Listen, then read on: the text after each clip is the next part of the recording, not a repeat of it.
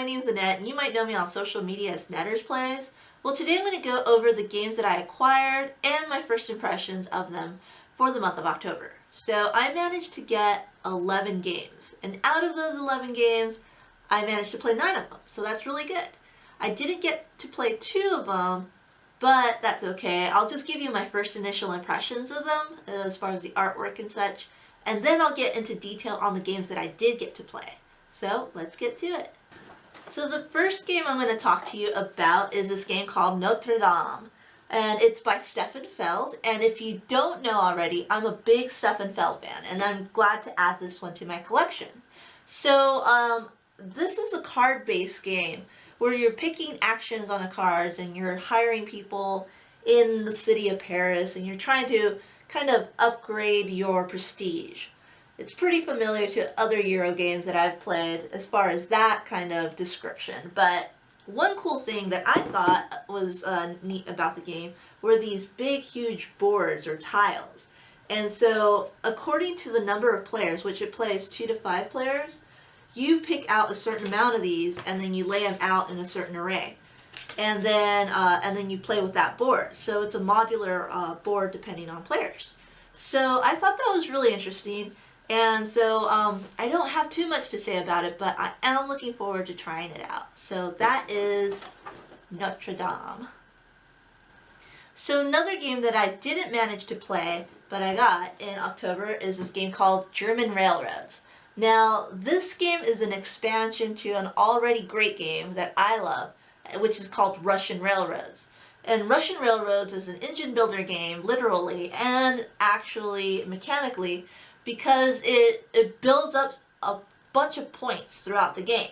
And so you start off slow with a certain amount of points that you're accumulating at the end of each round, and then by the end of the game you're just blowing up the whole board with a ton of points. So yeah, I wanted to add more to it, and plus everyone on Twitter and everywhere they were all telling me that, you know, I should definitely invest into German Railroads if I like that game. So I acquired this because of that, and also because this will actually incorporate a solo play. So I'm looking forward to trying the solo player on this game. And another cool thing I found about it is that it gives each player a new board to play with, which by looking at it, it doesn't look too different than Russian Railroads, but there is this little switchback right here that I found interesting. So you could pick and choose on this track right here whether to go down this way or up that way, and they'll give you certain different types of points and things throughout the ways. So yeah, I'm definitely looking forward to that. And also coal is involved, so I have a new commodity to work with German Railroads. So yeah, I'm really looking forward to this game and adding this expansion to my already great Russian Railroads game. So yeah, I'm looking forward to trying this out. So the next couple of games are games that I actually did manage to play throughout the month of October. So the first game that I'll talk to you about is this game called Why First. Now, Why First is about not being first at all. It's about being second.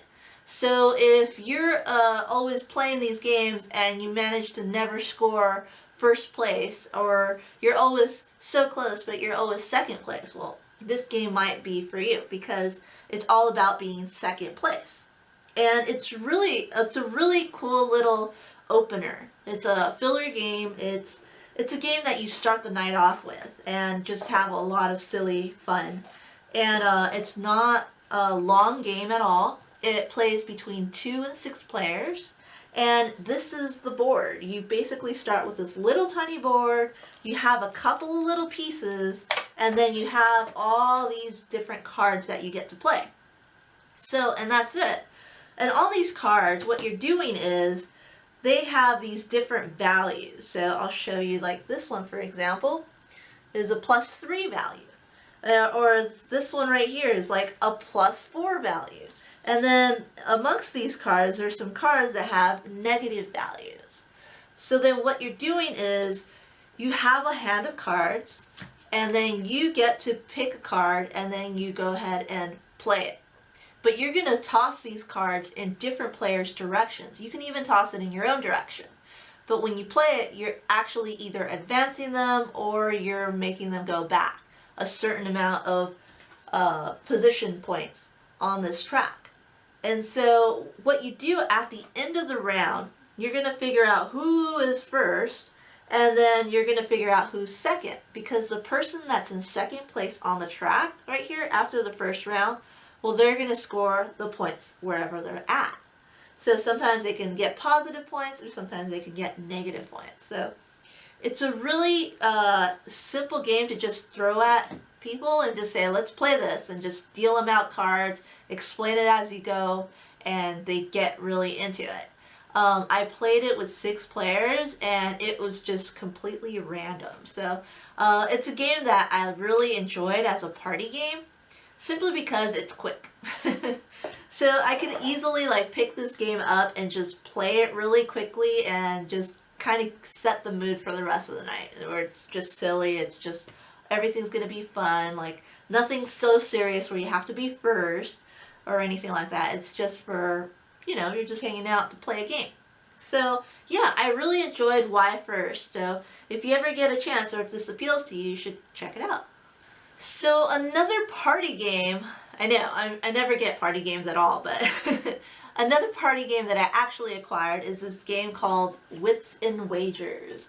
So yeah, I'm not a, I don't know, I don't play party games too much because I find them just too loud, too obnoxious, or just, I don't know, like there's not too much strategy involved or anything like that.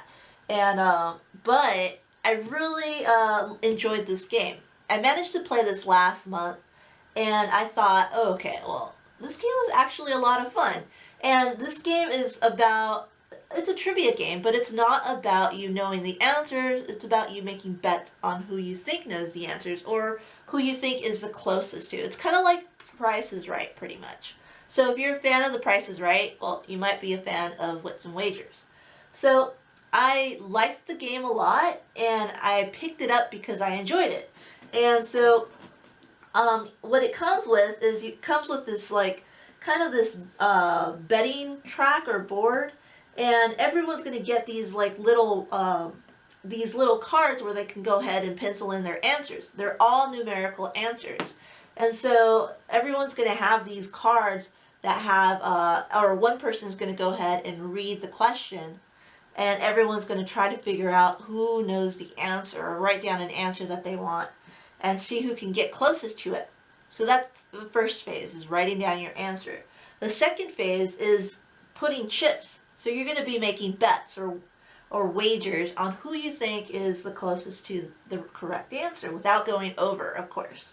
And so you're kind of making all these guesses. It's all time. Everyone usually has a good time with this game. So yeah, I really enjoy this party game, which is a real treat. So if this appealed to you, you should check it out. It's called Wits and Wagers. So another game that I managed to get that is actually an expansion is this game called Mystic Vale, Vale of Magic. So this game right here is an expansion to an already great game that I really enjoy. Mystic Vale is a really odd game where you have these clear cards, and you get to put them into sleeves, and then you are crafting what is on the card. It's really interesting. And so I managed to pick up the expansion. And the cool thing about the expansion is that it adds more cards to the game. It doesn't change anything about the game itself as far as how to play it, or any added bonus or variant or anything like that. It's just cards. So I've managed to play this game a couple times, but because there's so many cards that are in the game already, and also you're adding more to it, I haven't been able to just look at all the cards involved with the game. So I'm still trying to formulate my opinion and trying to figure out whether I liked it or not. But just for it being a box of just added cards to your already base game, I think it's a really great just component, or a good addition to an already great game that already needed the cards. So, I mean, In one way, I wish these would have been added to the base game already instead of just being a separate box. But for what it is, I mean, I've really been enjoying it so far. I'm just really looking forward to kind of looking at more of the cards and seeing how they're played throughout the game a little bit more. So yeah, this is Mystic Vale, Vale of Magic. So another game that I managed to get and play this month is this game called Lotus. Now, Lotus, as you can see already, is a beautiful game. It's really pretty. I love the cover art on this. And it's really interesting because it's a game where the cards themselves are actually, you're creating these flowers.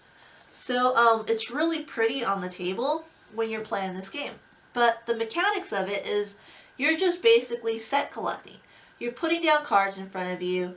You're creating these flowers on the table. If you complete the flower, well, you get to keep it based on how much control you have over it. Because of course, you're playing as these little bugs. So let me show you this cool little, this is a little ladybug beetle. And you also have these other little bugs like this dragonfly right here. I don't know if you can see that, but you got these cute little bugs that you get to plant on your flowers. So for example, you'll have a card that's shaped like this, and then what you do is you put another card on the highlighted part, and then you keep on doing that until you form a flower.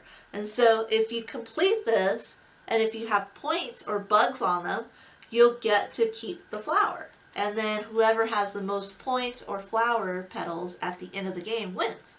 It's a really simple game to introduce. It's a little cutthroat. I've played it with like 2, 3, and 4 players.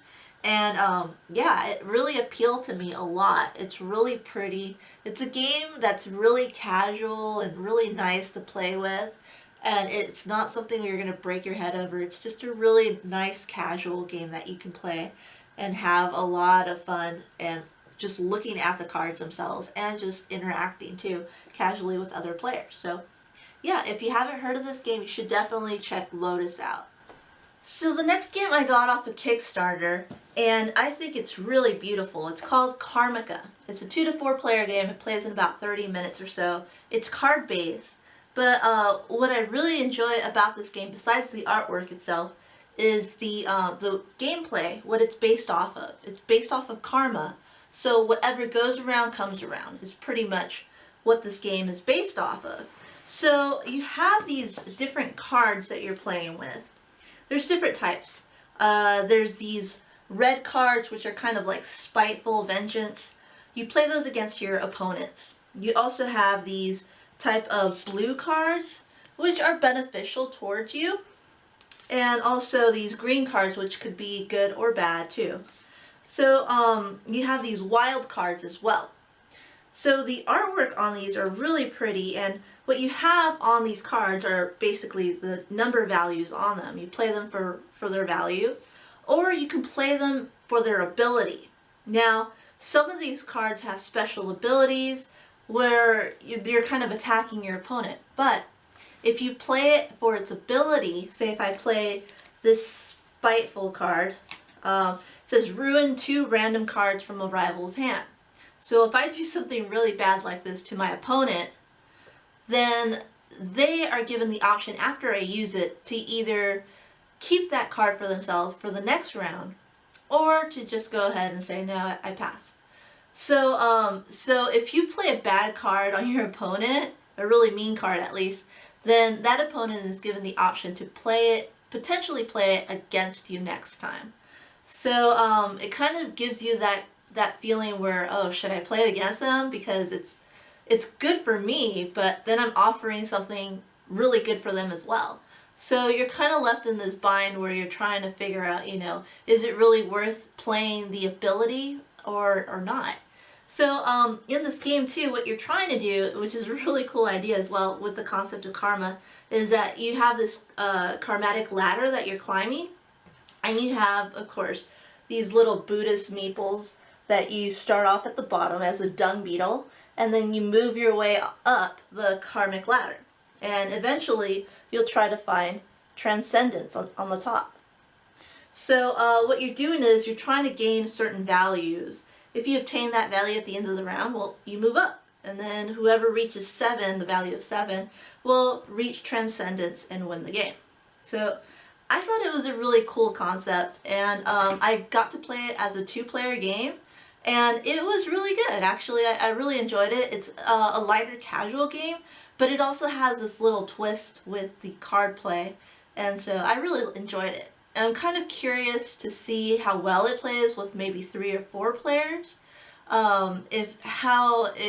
You can actually play a card towards someone else, and how that kind of flows with all the other players themselves. So I'm interested in playing this one with more players. So if that sounds appealing, you should definitely check out Karmaka. So another card game that I managed to acquire and get to play is this game called Xenon Profiteer. Now, Xenon Profiteer has a really unique kind of theme to it. It's a game that's based off of chemical engineers. So each player is a chemical engineer who has found a way to extract xenon from air. So xenon is a really valuable, important element that's found in air, and it's really hard to distill or extract on its own, and it's used as a new form of energy. So you found this new way of doing this thing, and so everyone else is trying to compete with you in an entrepreneur kind of competition, and you're trying to collect different contracts with people, and you're trying to do all this stuff to upgrade your facility to become more efficient in extracting these different types of elements from the air. I don't know, I really enjoyed this game. The first time I played it, I was a little confused of how the flow of the game happened, but towards the end of the game I was like, oh, okay, I think I get it. And this game, it plays 2 to 5 players, and it says that it plays in about 30 minutes. And even by learning this game, I mean, at first it's kind of haunting, but by reading the rule book. But after reading the rule book and kind of seeing how it flowed, then by the end of the game you really understand it. And it did actually take 30 minutes. So it's a game you can easily learn, and you can easily figure it out, but by the end of the game, it's kind of caught your interest, and then you're like, oh, okay, I wonder how to play next time that I know how to play the game well. So yeah, if you're into deck builders and something with a really unique kind of theme, and the theme actually works with this game. So if you're interested in that kind of thing, you should definitely check out Xenon Profiteer. So another card game that I managed to get at the end of the month is this game called Curse You Robin Hood. Now, Curse You Robin Hood is a small little compact game, and I'll share the link with you down below too in the description where you can find this game. But basically, this game is all about trading goods.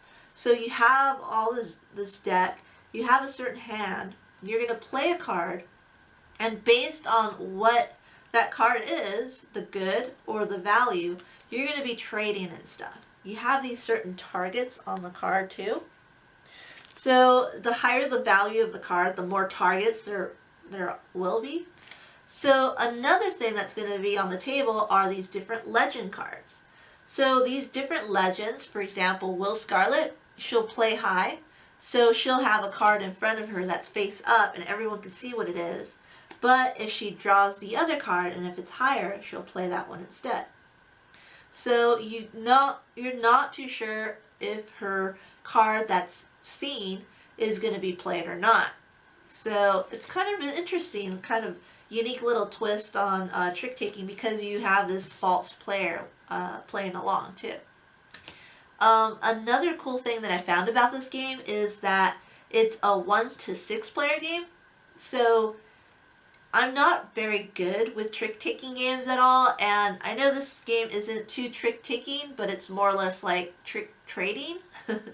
Because what you're doing is, instead of taking cards from everyone's just trading cards with one another. And so you're collecting all these different types of cards because you match with someone else's card that you played. So if you match, say they have a 5 and you have a 5, you're just going to trade with them. Or if you have the lowest value and they have the highest value, well, you're going to trade with them.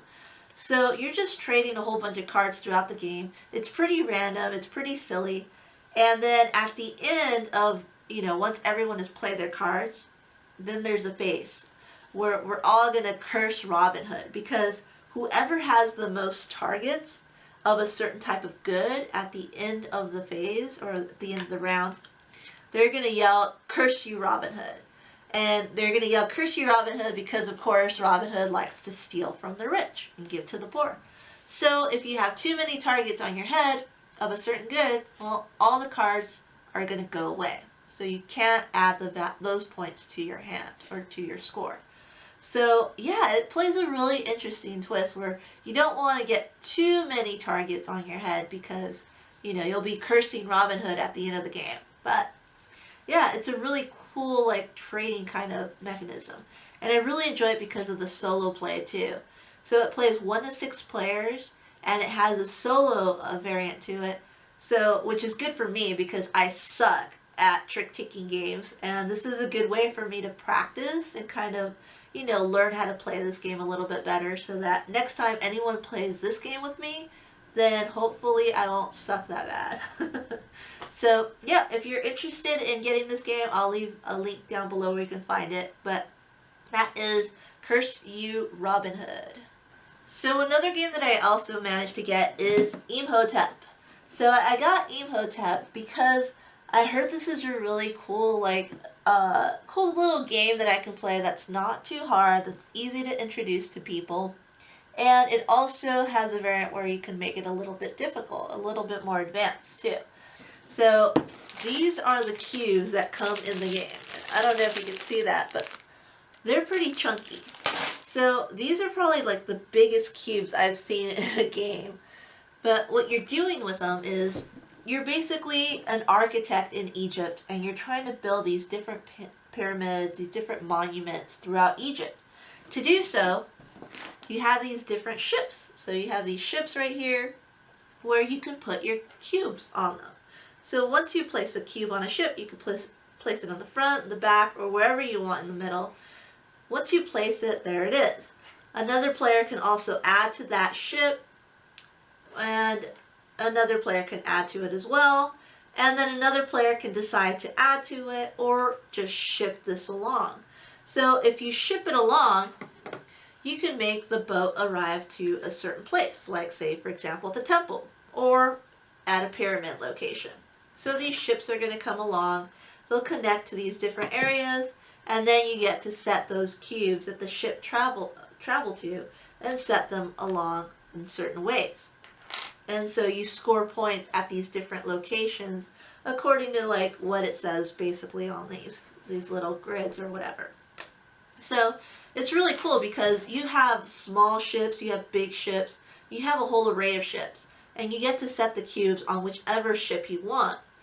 And then you get to sail them whether they have your cube or not. So if you could see someone planning to go to a temple because they have a lot of their cubes on it, you can kind of just set this boat off to sail towards a different direction so they don't get that many points in that place. So it's a really cool way of just figuring out like, oh, should I put a cube down on the ship? Should I set it to sail? Or should I just do something else? So it's really cool. I really enjoyed it. It's really simple to learn. I picked it up, read the rules, and just was playing it within like 10 minutes. So it's really easy to pick up and play. So yeah, if you're interested in this type of game, you should definitely check out Imhotep. So the last game I'll talk to you about is this game called Mombasa. Now, Mombasa is by Alexander Pfister. It's a 2 to 4 player game, and I've really been enjoying his games a lot.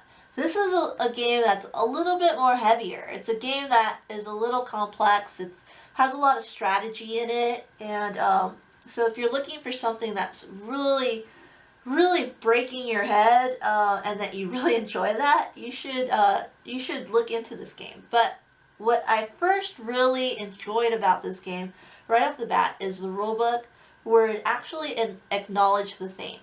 So the theme of Mombasa is pretty much the theme of colonization. It talks about the colonization of Africa and about the exploitation that happened too. So it doesn't want to focus in that direction. It wanted to just make a game about that era. But what I liked about the rulebook is that it actually acknowledged it in the sense that it knows that the history of Africa is a lot based upon a lot of the colonization exploits that happened there in history. So not only did it just turn a blind eye and just say, okay, it's about colonization and slavery and, you know, the whole diamond market, and a lot of bad things happened there. And so during that time. And so instead, what this game did is it actually said, you know what, like, it did happen and it's unfortunate, and we're not trying to show you the exploits too much and not make the whole game based upon that. But also, if you're interested in following more or learning more about what really happened and learning more about, you know, all the exploitation that colonization has brought, well, it showed you that, you know, you should actually read some textbooks. So it actually led to some references there. So it didn't just like just go ahead and shy away from that topic, which could be really heavy itself. So that's the first thing that I really liked about the Mombasa, is just the acknowledgement of the theme. Now, the game itself is, well, here's the board, and it is about colonization of Africa. And so what you're doing is you have all these different companies that are kind of expanding about Africa. And, you know, there's a lot of trade happening, and you also can gain a lot of money and prestige and such. But what you're doing is all these different companies, you're trying to move them about the board. It's an area control board. So you're trying to control as much of Africa as possible with these different types of companies. Not one person alone owns a company. What you do own, though, is you can own shares of different companies. And you can use those companies to move about. So it's not just someone's company, it's all of our companies. And it all depends on how much stock we buy into it. And so we can go ahead and invest into certain companies, and because they're cheap, and we can expand them ourselves, or we can go ahead and just have the other players work on expansions and just buy into those companies. So it's a really cool way of just using the whole market system in this game. The actions are all here on the board that you can take, and also there's different cards that you can lay here that are available. And that's the thing with this game. Even though it's got a board, it's very much card based. So you have these different cards that you can play in your game. And so everyone's going to have this board right here, which you have a diamond track and you have this bookkeeping track too. But the cards that have been played are going to be played on top. So you're going to have all these different types of cards. You're going to start off with 3 cards on top that will become available next time. But on your turn is you're picking from your hand these cards that you're going to play face down right below. So you can decide to play them either in this track, on that track, or in that track. And so you're developing like a queue system.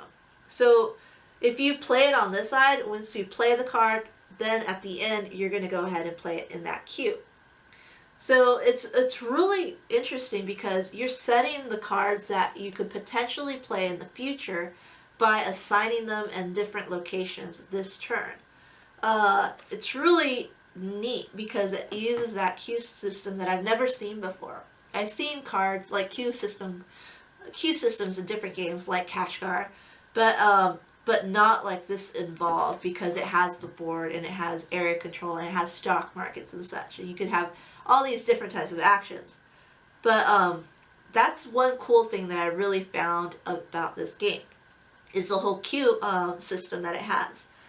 But what I also found out about this game is that I really suck at planning. It really kind of twisted my head, and I messed up a lot when I was playing because I really wanted to do something. I had it all planned out, and in the end I was like, oh, I messed up. I put it in the wrong location or something. And so I messed up a couple times when I was learning the game. So just because I messed up, and I mean, I did win the game, but I didn't win as well as I wanted to. I wasn't as efficient as I wanted to. But because of that, I actually thought more about the game, and it led me to want to play this even more because I wanted to get better at it. So It's a game that's going to definitely take me a couple of plays before I actually get the whole system down. So if you're interested in like pretty heavy strategy, heavy planning, a really cool unique card system with investments, and stocks, and area control, it's got a lot of stuff involved with it. So if you're looking for something that's really heavy like that, you should definitely try Mombasa. Well, thanks a lot for joining me, and I really hope that you enjoyed this video. I hope that it was helpful in the sense that it piqued some of your interest of some games you've never heard, or maybe you're interested in but didn't really know too much about it, or maybe it kind of swayed you in a different direction where you're just like not interested in a game completely because of how I explained it. So that's fine too. If you want to go ahead and subscribe to me, you can go ahead and do so. But if you want to leave a comment and just suggest any other games I can look into, or if you wanted to go ahead and had some questions about some of these games, I am more than pleased to answer them too. So again, you could follow me on Twitter, I'm on Instagram, on Facebook. I'm also part of Meeples Included too, and you can also follow me with the Instagamers Network. So all the information is down below in the description as well as at the end of the video.